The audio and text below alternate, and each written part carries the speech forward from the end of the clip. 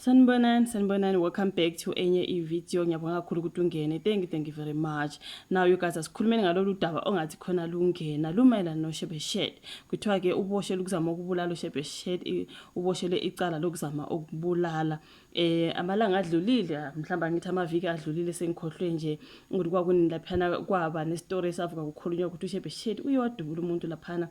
It was something like a road rage where abantu babe drive emgaqeni babona namaphutha bese bayaqala ukuxabana. uShebe Shed ke kuthiwa ke waxabana nalo baba ke, and then angazi lo bhuti kuthiwa walandela kuShebe Shed ekuya ngase petrol station. Akusho uShebe Shed was driving to the petrol station, uloya wamlandela nje ngoba bexabana. uThema ifika lapho uShebe Shed wakhipha isibhamu sakhe wadula lo muntu wawela phansi. uThema wela phansi, uShebe Shed wangena emotweni yakhe wahamba.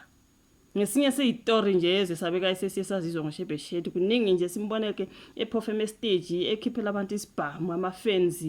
Ngithi ha uShebe Shed uyaperforma manje, ukhipha isibhamu ukhiphela ama-fans. Kuningi nje bafethu. Manje lana ngibona ke kuthiwa uye waboshwa uShebe Shed bamcharge for attempted murder.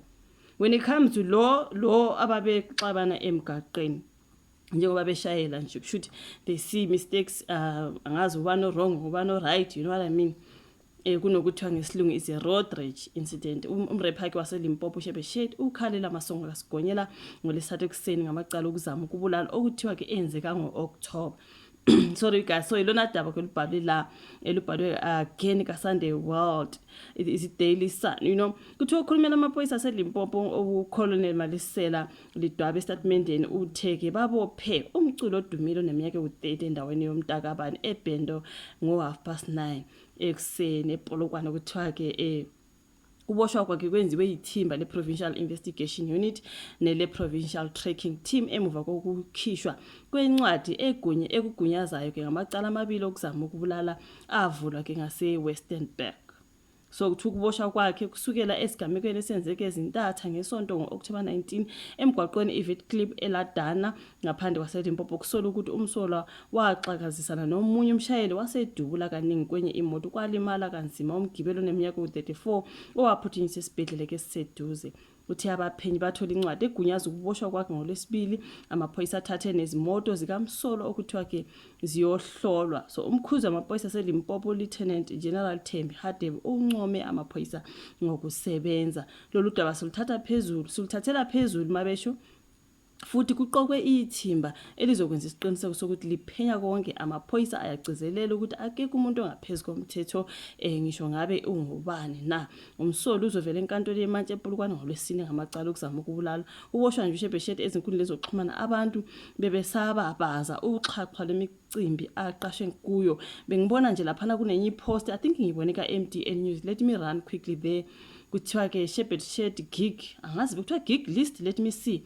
Nayi la kuthiwa gig guide, gig la. Uyabona ke manje uyazimoshela uShebe Shed. Uyabona nje igig guide kaShebe Shed ngizoyilahlela on my screen.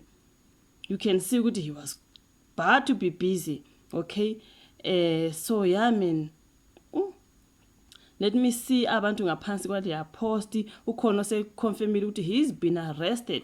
Ngaphansi kwaleya post ye-gig guide ukhona uthi uShebe Shed has been arrested. So nangu omunye ethi he is arrested now.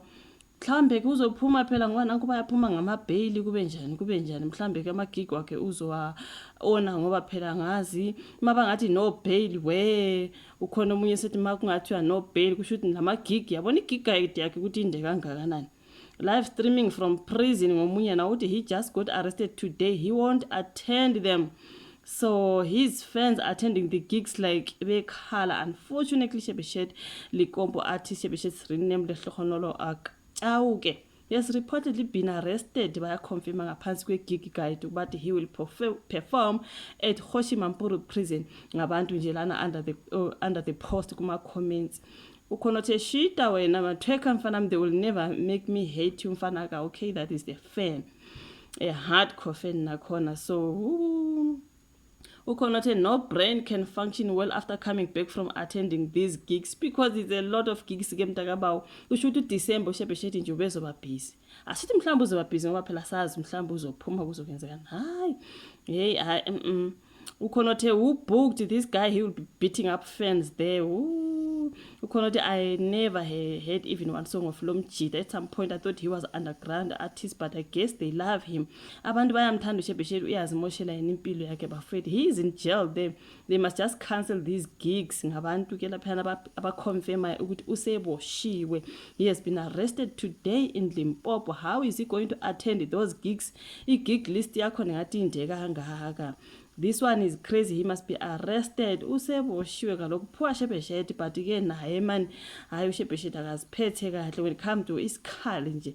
Isibhamu yini nje wenza noma yini. Hey, nangomunye ebuza uthi and he arrested. Nisasitshela nge-gig guide and he arrested. So ilona daba ngoShebeshele bafethu kuthiwa he's been arrested allegedly. Angazi ngizoza ne-update ke sizwe ukuthi uthokhame nje njengoba kuthiwa uzovela enkantolo kusasa ngoLwesine. Angazi mhlawumbe ivideo ngizoyifaka ngoLwesine ke kodwa uzovela ke enkantolo uShebeshele. Asazi isho vola ka comment section, o like ivideo, subscribe, share bese siyabonana kwezayo. Bye.